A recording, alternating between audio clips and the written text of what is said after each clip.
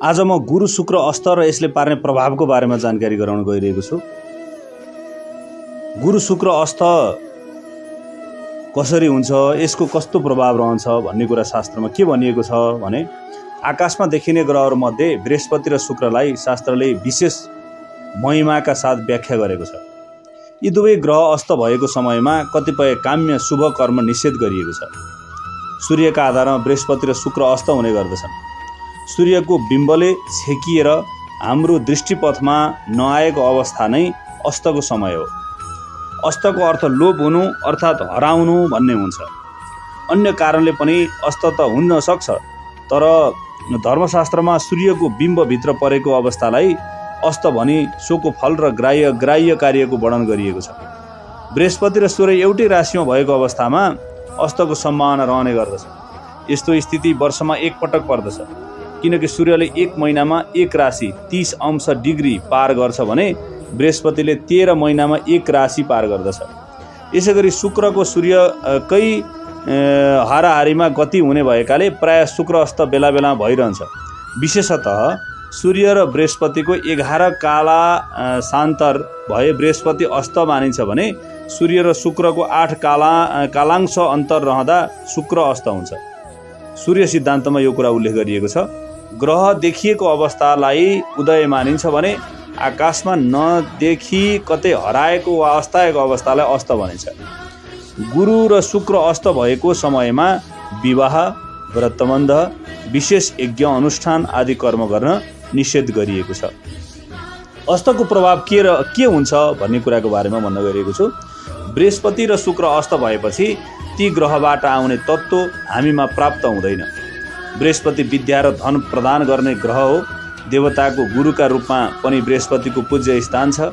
बृहस्पति तत्त्व हराएको समयमा गरिएका कार्य निष्फल रहने भएकाले पनि अस्तका समयमा विशेष काम्य कार्यहरू निषेध गरिएको छ। बृहस्पति अस्त अर्थात् निर्बल भएको बेला रोगले पनि आक्रमण गर्न सक्छ।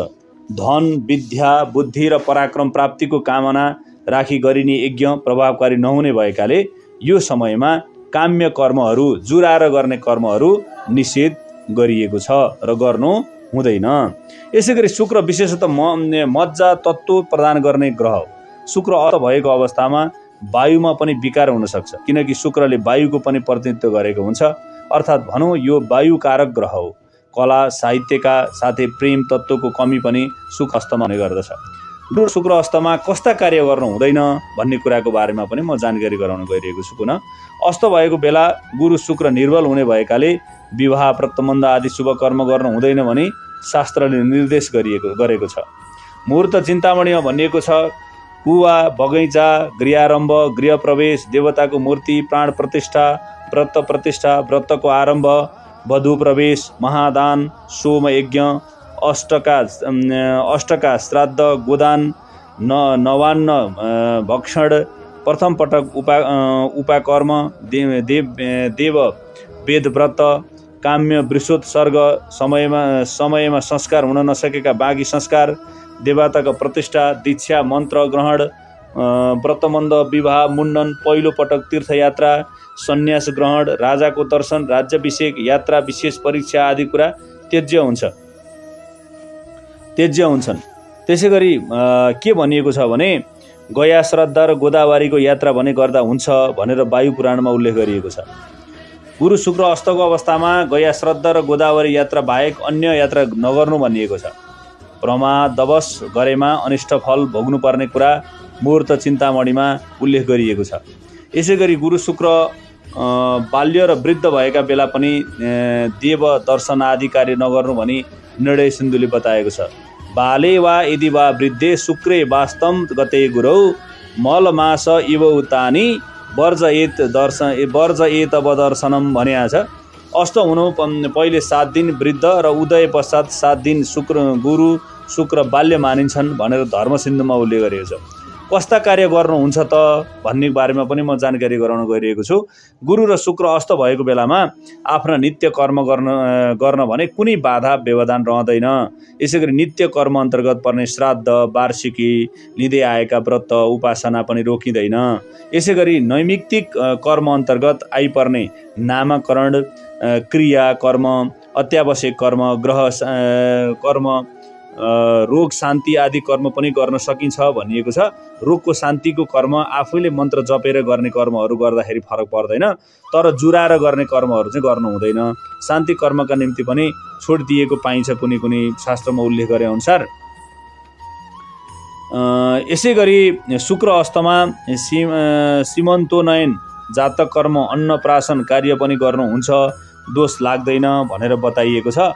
नव अन्न खानको निम्ति पनि यसले खासै दोष लाग्दैन भनेर भनेको छ। नित्य कर्म, ग्रह शान्ति, नैमित्तिक कर्म अन्तर्गतका जातक कर्म, अन्नप्राशन, शान्ति कर्म, गया श्राद्ध आदि कार्य शुक्र अस्त भए पनि गर्दा कुनै दोष नलाग्ने कुरा शास्त्रले बताएको छ। अस्त प्रकृतिको एक विनिमित चक्र हो। सूर्यको बिम्बमा परि गुरु र शुक्र हाम्रो दृष्टिपथमा नआएको अवस्था नै गुरु शुक्र अस्त हो। सूर्य र बृहस्पति अनि सूर्य र शुक्र एउटै राशिमा भएका बेला यस्तो अवस्था आउने गर्दछ। अस्त हुँदा ग्रहजन्य प्रभाव कम हुने भएकाले विवाह, व्रतबन्ध आदि विशेष काम्य कर्म, जुराएर गर्ने कर्महरू चाहिँ निषेध गरिएको छ भने नित्य कर्म, नामाङ्करण लगायतका कर्म भने गर्नु हुने शास्त्रीय निर्णय रहेको छ। त्यसकारणले शास्त्रलाई मानेर अगाडि बढ्न सके, शास्त्रलाई मान्दै अगाडि चाहिँ बढ्न सक्ने कार्यहरूमा लाग्न सके सबैको कल्याण हुनेछ, सबैको जय हुनेछ भन्ने शास्त्रमा बताइएको छ। यहाँहरू सबैको जय होस्।